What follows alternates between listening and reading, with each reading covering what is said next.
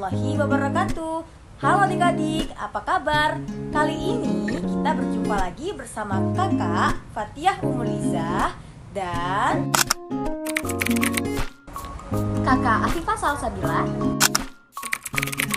dan kakak Nabila. Kali ini kita akan melanjutkan materi kita, yaitu wujud benda dan gaya. Nah, kali ini tujuan pembelajaran kita yang pertama, adik-adik mampu mengetahui pengertian dari perubahan wujud benda.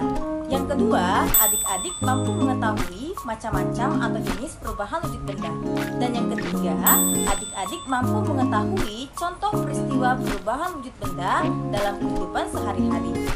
Nah, selanjutnya tujuan materi kita yang kedua yaitu adik-adik mampu mengetahui jenis, sifat, dan pengaruh gaya terhadap gerak dan bentuk benda.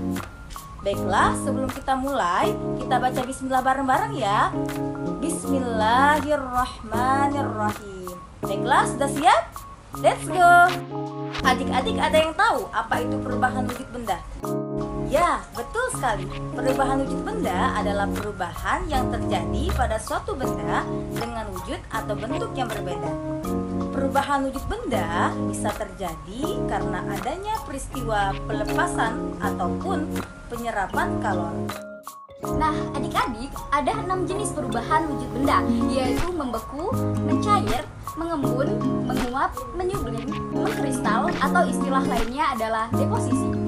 Nah, adapun perubahan wujud benda akibat penerimaan kalor ialah mencair, menguap, menyublim, membeku, mengembun, mengkristal. Oke adik-adik, tadi adik-adik telah mengetahui pengelompokan perubahan wujud benda akibat melepaskan kalor dengan menerima kalor. Selanjutnya kakak akan menjelaskan satu persatu beserta contohnya. Silahkan adik-adik simak baik-baik ya. Macam-macam perubahan wujud benda. Yang pertama yaitu membeku. Nah, adik-adik, membeku adalah perubahan wujud zat cair menjadi zat padat.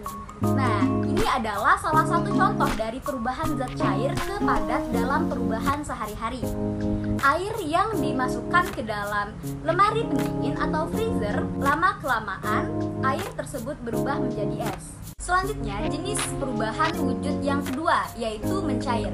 Nah, adik-adik, mencair atau yang disebut dengan melebur ini adalah perubahan wujud zat padat menjadi zat cair. Dan dalam peristiwa ini, zat memerlukan energi panas. Nah, berikut adalah beberapa contoh dari perubahan wujud mencair dalam kehidupan sehari-hari. Salah satu contohnya adalah es batu dipanaskan atau es krim yang dibiarkan secara terus-menerus di ruangan yang terbuka, maka lama-kelamaan akan mencair. Nah, adik-adik, jenis perubahan wujud yang selanjutnya yaitu menguap. Menguap adalah perubahan wujud dari zat cair menjadi gas. Dalam peristiwa ini, zat memerlukan energi panas. Berikut adalah salah satu contoh dari bentuk perubahan wujud menguap dalam kehidupan sehari-hari. Penguapan pada pakaian basah yang dijemur di tempat yang terkena sinar matahari. Perubahan wujud benda yang keempat yaitu mengembun. Mengembun adalah perubahan wujud dari gas menjadi zat cair. Di dalam peristiwa tersebut, gas akan melepaskan energi panasnya. Berikut adalah salah satu contoh dari bentuk perubahan wujud mengembun dalam kehidupan sehari-hari. Es batu yang diletakkan di dalam gelas, maka lama-kelamaan pada bagian luar gelas akan ada butiran-butiran air. Nah, materi selanjutnya yaitu menyublim. Menyublim adalah perubahan wujud dari zat padat menjadi gas. Dalam peristiwa ini, maka zat tersebut akan memerlukan energi panas untuk berubah menjadi gas. Nah, adik-adik, berikut adalah salah satu contoh dari bentuk perubahan wujud menyublim dalam kehidupan sehari-hari. Kapur barus yang diletakkan di dalam kamar mandi atau lemari pakaian, lama-kelamaan akan habis. Oke adik-adik, selanjutnya perubahan wujud benda yang keenam, yaitu mengkristal. Mengkristal atau deposisi adalah perubahan wujud dari gas menjadi zat padat. Dalam peristiwa ini, zat melepaskan energi panas. Nah, berikut ini adalah salah satu contoh dari bentuk perubahan wujud mengkristal dalam kehidupan sehari-hari. Salah satu contohnya yaitu uap yang ada di udara berubah menjadi salju.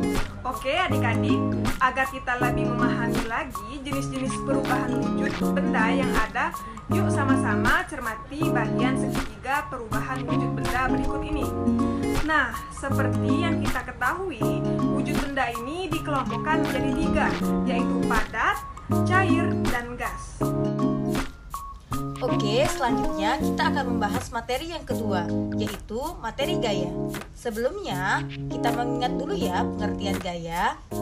Gaya adalah tarikan atau dorongan yang menyebabkan benda bergerak. Gaya juga dapat mempengaruhi gerakan benda.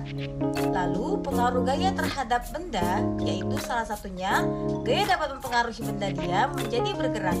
Meja yang semula diam ketika didorong menjadi bergerak. Selanjutnya, pengaruh gaya terhadap benda yang kedua ialah gaya dapat mempengaruhi benda bergerak menjadi diam. Berikut ini salah satu contoh gaya mempengaruhi benda bergerak menjadi diam, yaitu ketika bola yang ditendang kemudian ditangkap oleh penjaga gawang. Selanjutnya, pengaruh gaya terhadap benda yang ketiga ialah gaya dapat mempengaruhi arah gerak suatu benda.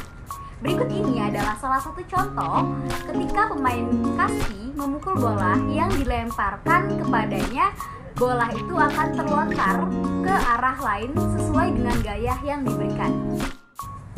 Selanjutnya, pengaruh gaya terhadap benda yang keempat ialah gaya dapat mempengaruhi benda bergerak lebih cepat atau lebih lambat. Berikut ini contoh orang yang bermain sepeda. Ketika sepeda digayung dengan pelan, maka sepeda akan berjalan dengan lambat, begitupun sebaliknya. Selanjutnya, pengaruh gaya terhadap benda yang kelima ialah pengaruh gaya dapat mengubah benda yang terdapat pada peristiwa. Ketika seorang perajin membuat gerabah dari tanah liat dalam keadaan basah, tanah liat ini bersifat lunak dengan menekan-nekannya. Artinya, perajin ini memberikan gaya pada tanah liat, maka tanah liat dapat berubah bentuk sesuai yang diinginkan. Bagaimana adik-adik? Sudah paham ya dengan materi kita tadi? Di sini ada materi wujud benda dan gaya. Oke, terima kasih. Sampai jumpa di materi selanjutnya. Kakak akhiri. Wassalamualaikum warahmatullahi wabarakatuh. See you adik-adik.